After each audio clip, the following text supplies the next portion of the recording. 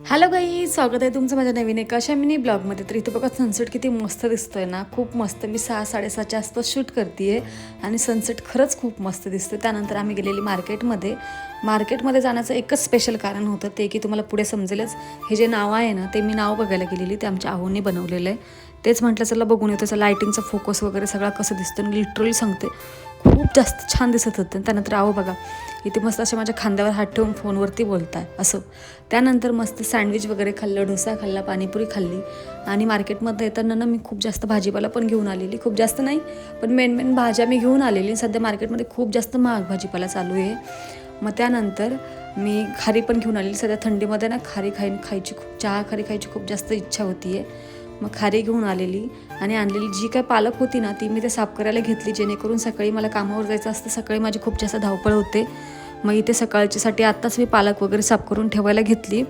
पालक वगैरे साफ केली. सकाळी भाजी पण बनवणार होती पालकची आणि आता पराठे पण बनवलेले, कारण येताना ऑलरेडी नाश्ता पण करून आलेलो. मग म्हटलं ठीक आहे, नॉर्मलच पालक पराठा बनवूया आणि तोच खाऊ. मग इथे पालक पराठा मी बनवलेला. आणि जर तुम्हाला रेसिपी हवी असेल तर नक्की मला कॉमेंट्समध्ये सांगा, मी रेसिपी देईल. खूप इझी आणि सिंपल रेसिपी पालकची. सो अशा प्रकारे मी ते पालक पराठा वगैरे बनवला आणि जेवण केलं. सो गाईज, माझे व्हिडिओ तुम्हाला कसे वाटतात नक्कीच मला कॉमेंट्समध्ये सांगा. आणि सबस्क्राईब करायला विसरू नका. Okay, bye, stay tune.